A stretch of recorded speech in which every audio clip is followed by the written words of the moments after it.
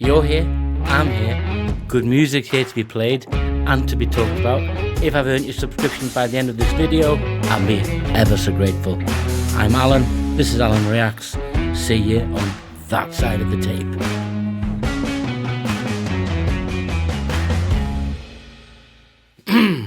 Well, Silverchair. Hello all, it's Alan here. So, second reaction to Silverchair. It's been a while. Apologies to Silverchair fans and music fans in general. What do I do here if it's your first time? I listen to the song. If it's the first time, I'll tell you this is the first time, so it's the first reaction. I'll pick it apart from a subjective perspective. I'll offer you my thoughts. And if you like them, tell me in the comments. If you don't like them, tell me in the comments. I try not to break it up too much. And then I wrap it up at the end. So stick with me, guys. Won't keep you too long. 10, 11, 12 minutes. It's a long time, I know. Time's precious these days. But Silverchair, pure Massacre.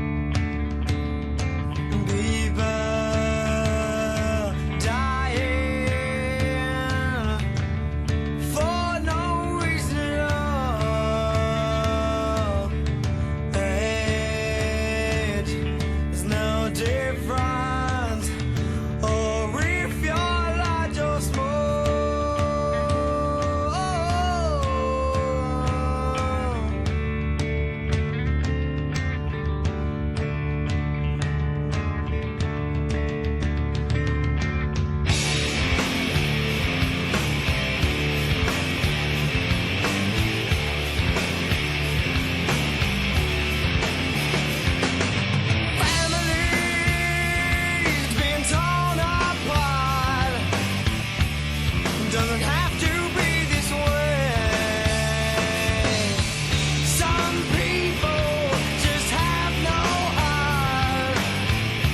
It's happening every day. Just a little bit about the music. And on the last video, which was tomorrow, and there was great comments, lots of comments, guys, really love them. And there was kind of that internal discussion between fans saying they were this age or that age and they did this and they went on to do that, and the third album and the fourth album. I think there's 3 or 4 studio albums in a compilation. And I like that, but I'm not really trying to get into that. I'm just trying to understand it song by song and doing a bit of research on the band. And in the last video, I dismissed their age because you get child prodigies and you get musicians that are 10-year-old. I guess it's, have they got the soul for that? Have they got the context from where they're singing about? Do they understand it? These guys were old enough. You can't dismiss an opinion of a teenager. You can challenge it and re-educate it and ask it to compromise, but you can't dismiss it. You just can't. It's impossible. It's a recipe for disaster. When it's a legitimate feeling, when it's talked about from something that's factual, and here they are. Well, not factual. They're talking about the outcome of conflict. Pure Massacre. Anyway, that's my 2 pence for now. Let's carry on.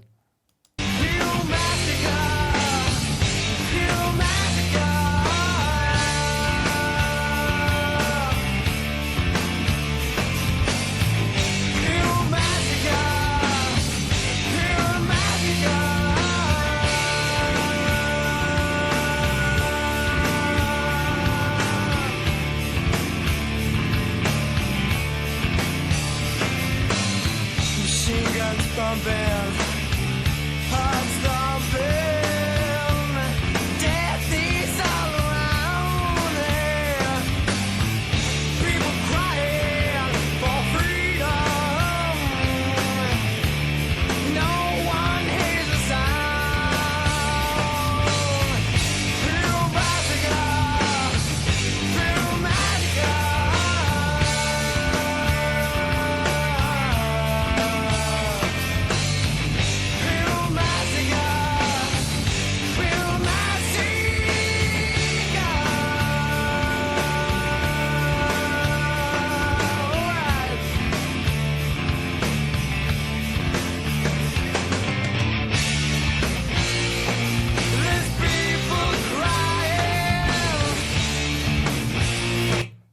paraphrasing, was it Kurt Cobain said what he needed for grunge was drop D and some drums and distortion? I'm probably butchering that. But the drums here are good and the breaks are great and the descending scaling, the way they're playing is really cool. And the producer was the caveman Kevin Shirley, who from after producing this, then went to America and has worked in the 70s all the way through, has worked with some great bands. He didn't go to America in the 70s. He went there after he produced this album. I know he's worked like with Black Country Communion and the Black Crowes and Led Zepp and a whole range of bands, you know, and in Australia, Tina Arena, Silverchair and other bands. So what he's done with this, because you can have great musicians, but still have a great producer. Yeah, they didn't produce it themselves, and this is great. Capture that sound for me. Let me know what you think, guys.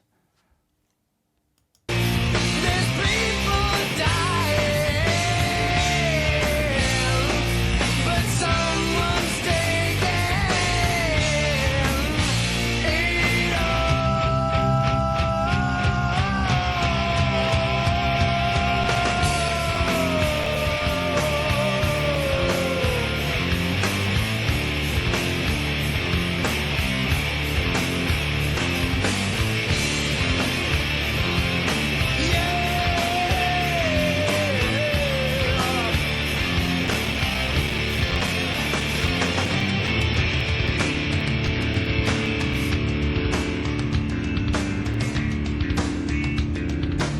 Drumming, stunning.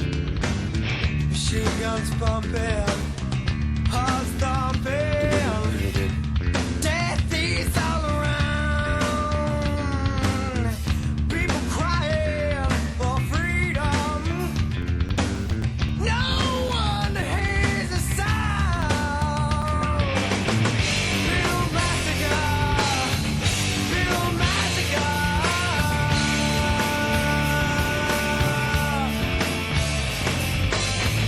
little massacre. Little massacre, little massacre. Yeah. Little massacre, little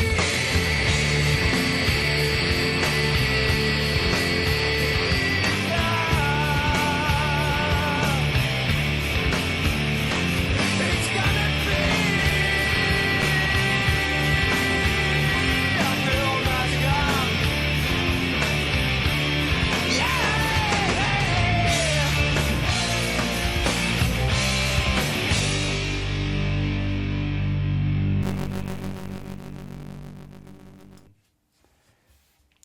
The album was released in March '95, and when you look at the song, you can see what it's about. It's violence and the inequities that come from violence, the suffering, the pure massacre. They would have been around the same time as the Black Hawk Down had come. That was part of the main news, that Black Hawk coming down, the great movie. And they would have also seen the Bosnian conflict, Serbian conflict, and that was a pure massacre, whichever way you look at it. And also they'd have been at school learning. So they've taken all of that. And not all songs have to be linguistically Stephen Hawkins, do you know what I mean? They just literally have to have a message. And when you have that message, whatever that message is, whether it's the Carpenters, whether it's Silverchair, you put the music to it, you capture a feeling, and you put it out there. Now, it can be a fun song that isn't trying to change things, or it can be a song where the message is simple, but the music's good, the vocals, the pain in his voice. I like that song because it does all of that for me, and it still stands up now today for me. Remember, it's subjective, guys. Even if an album sold 30 million and people go, yeah, that's objectively a great album. No, because there's still 6 billion people on the planet. So it's still subjective. To no matter how many people say it's great, doesn't make it great for everyone. I like this. I really do. And I'm looking forward to more. And I'll work through it. Thanks, guys. And I'm glad I got reminded. Till next time, take care.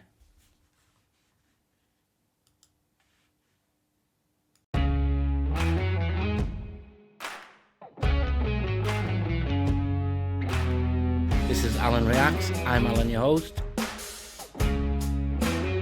If I've earned your subscription by the end of this video, I'll be ever so grateful. But most of all, I want you to have a good time. I'm Alan. This is Alan Reacts. See you on that side of the table.